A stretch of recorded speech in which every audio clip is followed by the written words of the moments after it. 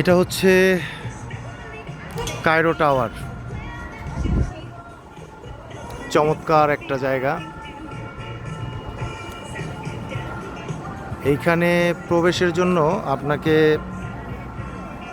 250 Egyptian pound দিয়ে একটা ticket কাটতে হবে। এরপর আপনি টিকিটটা কাটবেন হচ্ছে এই কাউন্টার থেকে, দেন আপনি ভিতরে প্রবেশ করতে পারবেন। এখন এই যে 250 ইজিপশিয়ান পাউন্ড দিয়ে আপনি টিকিটটা কাটলেন, এটার বিনিময়ে আপনি কী পাচ্ছেন?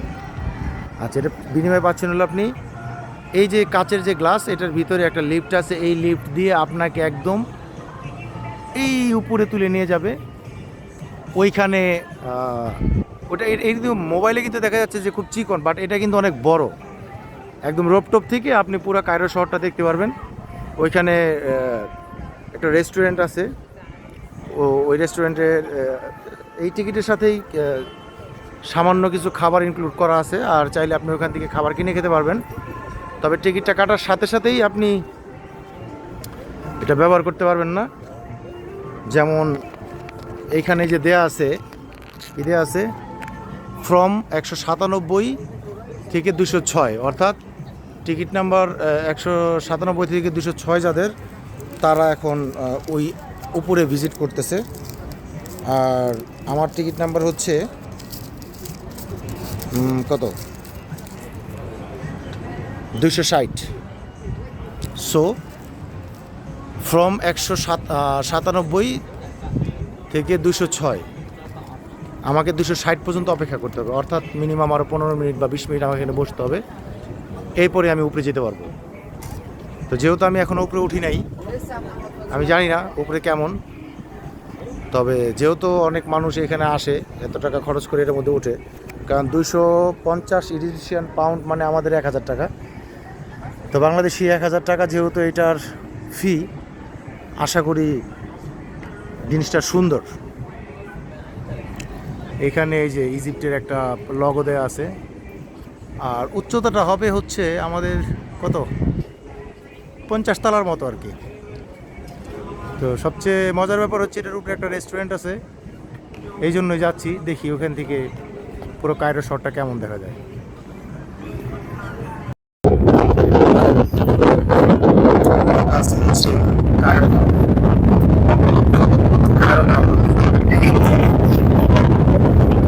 স্ক্রিনে দেখতেছেন এটার টুপিটা মানে একদম টপে আছে।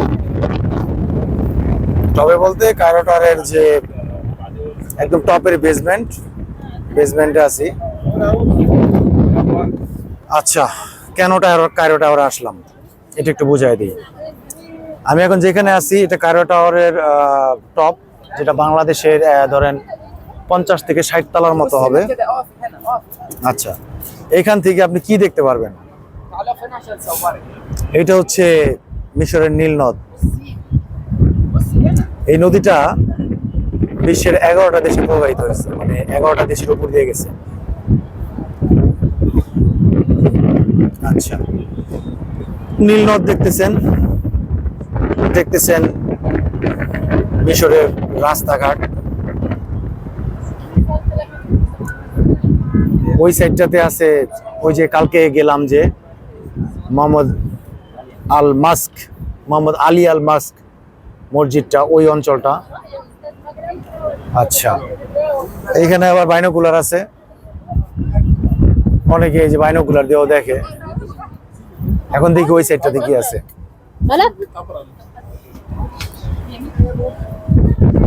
My god, Bangladeshi note, it's Bangladeshi note. পিচ্চির কাছে একটা বাংলাদেশি টাকা কই পাইলেও বুঝলাম না, এই আরাবিয়ান একটা ছেলের কাছে। তো এই সাইডে হচ্ছে কায়রো, সরি, নীল নদ।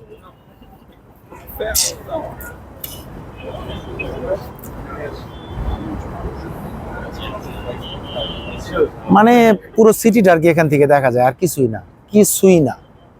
আমি তো মনে করছিলাম না জানি আর কি জানি, ব্লগের ভিতরে একজনে এমন ভাবে এটার উপস্থাপন করছে, মনে হইতেছিল যে এটার মধ্যে কোনো আরবের খুরমাটা জানি আছে। এটারে না দেখলে খুরমা গিলি খাওয়াইবো না, খেজুর গিলি সব নষ্ট হয়ে যাবো গা। তারবের খুরমা খেজুর খাওয়ানোর লিগা লাভ দিয়ে আইলাম এটার ভিতরে।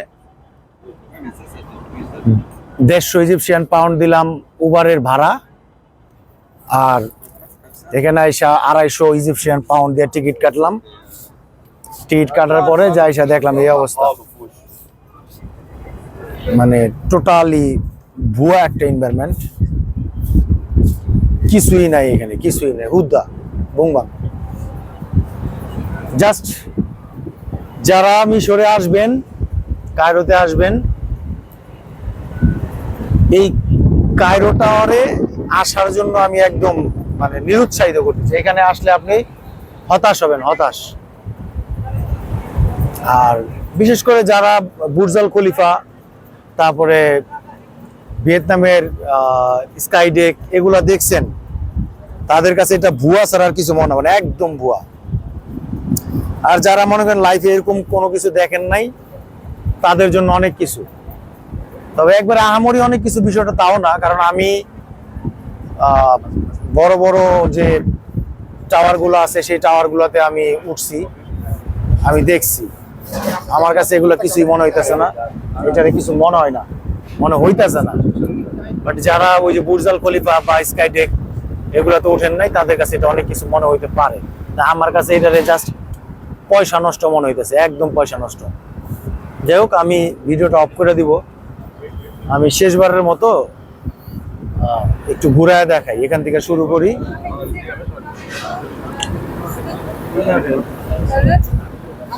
এখানে জাস্ট কায়রোর ওই নদীটা, নীলনদটা, সরি নীলনদ। আর এই শহরে তো উঁচা টুচা কোনো বিল্ডিং নাই। আর এই যে মুভিজ দুই রাখা রয়েছে এই দেশি ড্রেস পয়রা, এই সাইডও নীলনদ, এই সাইড হচ্ছে ওল্ড সিটি।